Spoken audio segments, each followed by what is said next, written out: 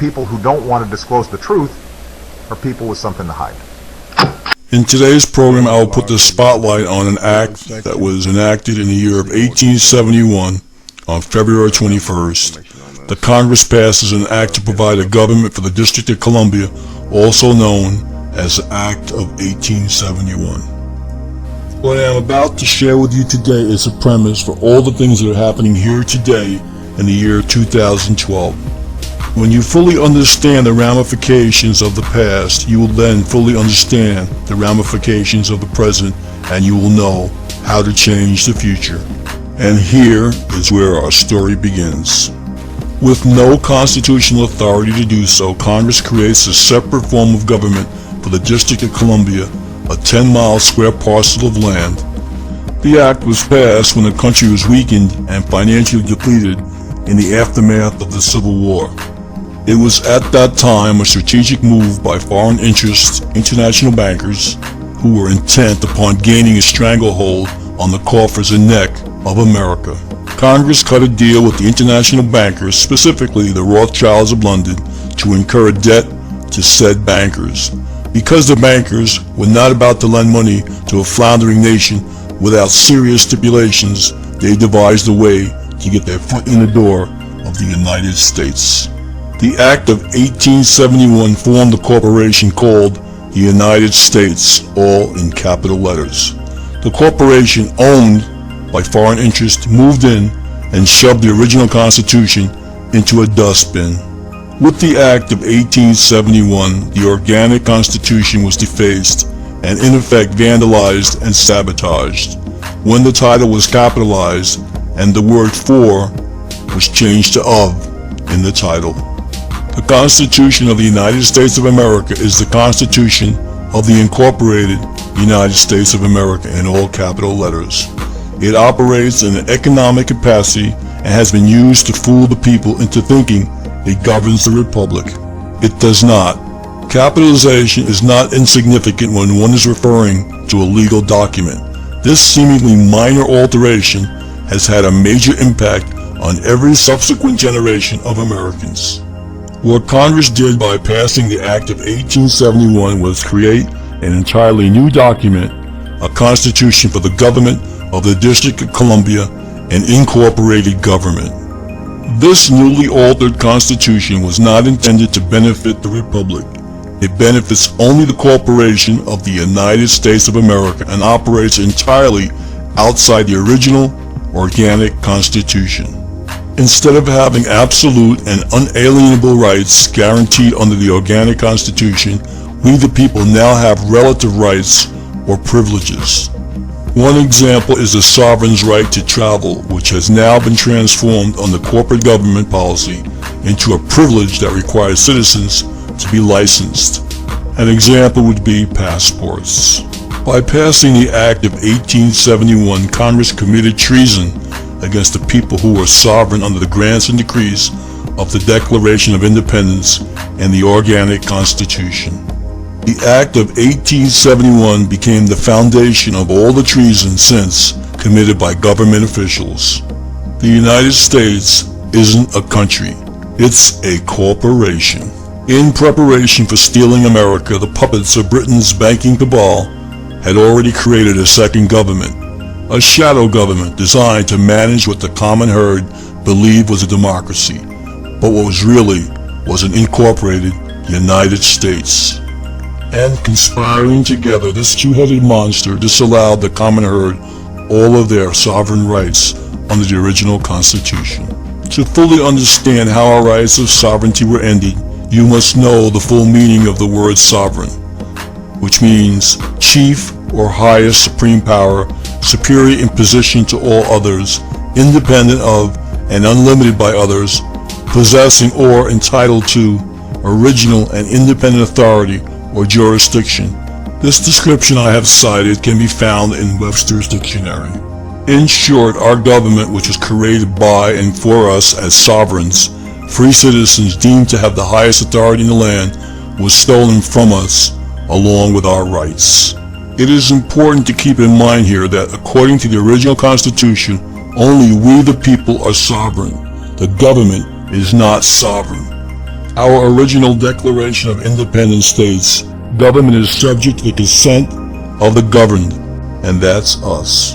It doesn't take a constitutional historian to figure out that the United States government has not been subject to the consent of the governed since long before you and I were born. Rather, the governed are subject to the whim and greed of the corporation, which has stretched its tentacles beyond the 10-mile square parcel of land known as the District of Columbia. In fact, it has invaded every state of the Republic. Mind you, the corporation has no jurisdiction beyond the District of Columbia. You just think it does. You see, my friends, you are presumed to know the law, which is very weird since we the people are taught nothing about the law in school. We memorize obscure facts and phrases here and there, and our teachers only gloss over the Bill of Rights. And our schools, which are controlled by the corporate government, don't delve into the Constitution of Death. After all, the corporation was established to indoctrinate and dumb down the masses, not to teach anything of value or importance. And certainly no one ever mentioned that America was sold out to foreign interests, and that we were beneficiaries of the debt incurred by Congress, or that we were in debt to the international bankers. Yet for generations, Americans have had the bulk of their earnings confiscated to pay a massive debt that they did not incur. There has been an endless stream of things the people were not told, and now that you are being told, how do you feel about being made the recipient of a debt without your knowledge or consent? After passage of the Act of 1871, Congress set a series of subtle and overt deceptions into motion, deceptions in the form of decisions that were meant to sell us down the river. And over time, the Republic took it on the chin until it was knocked down and counted out by a TKO. With the surrender of the people's gold in 1933, the common herd was handed over to illegitimate law. And I'll bet you weren't taught that in school. And now the final snapshot. Our corporate form of governance is based on Roman civil law and admiralty or maritime law, which is also known as the divine right of kings and the law of the seas, another fact of American history not taught in our schools. And here's another wake-up call for you. Roman civil law was fully established in the 13 colonies before our nation began, and then became managed by private international law. In other words, the government created for the District of Columbia via the Act of 1871 operates solely on the private international law, not common law, which was the foundation of our constitutional republic. And it is this fact that has impacted all Americans in concrete ways.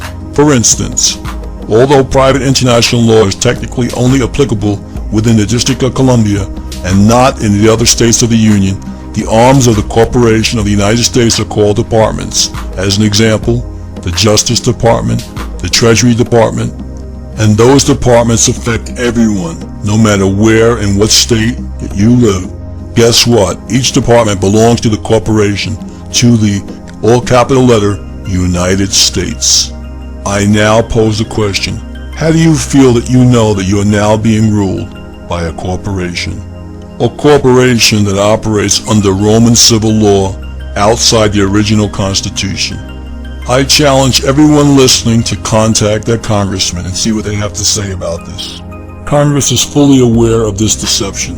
What this great deception really means is that the members of Congress do not work for us, for you and me. They work for the corporation, for the all capital letter United States.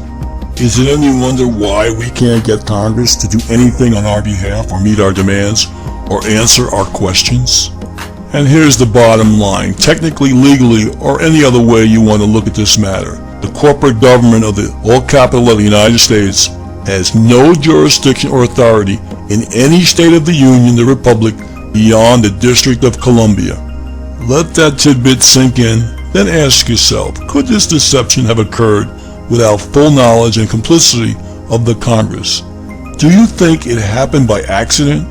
And if you do, you're deceiving yourself. There are no accidents and there are no coincidences. Face the facts and confront the truth. Remember, you are presumed to know the law. They know you don't know the law, and, for that matter, your history. Why?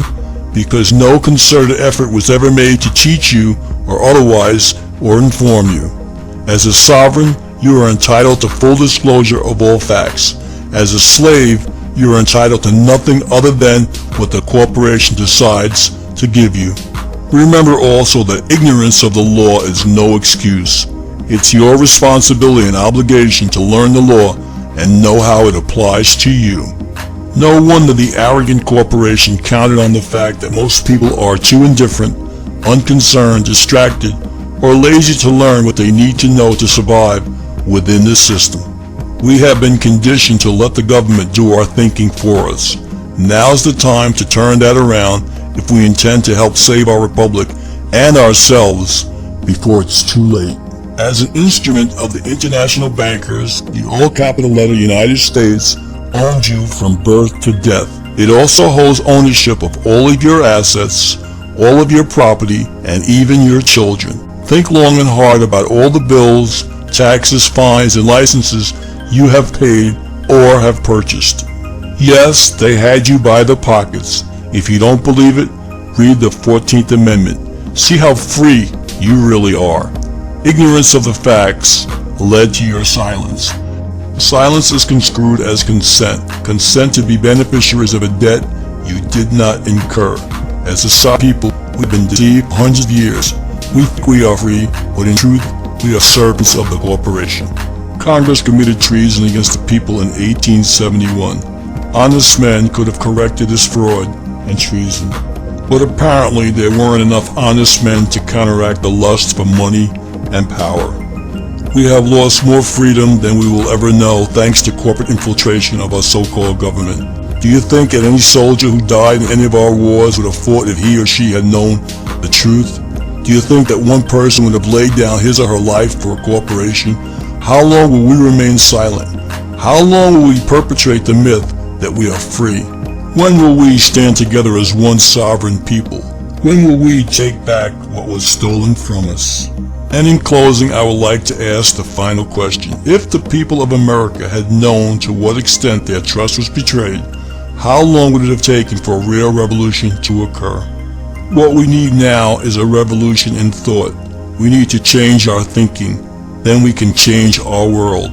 All children deserve their rightful legacy, the liberty our ancestors fought to preserve, the legacy of a sovereign and fully free people. If we do not learn from the past, we'll be doomed to repeat it.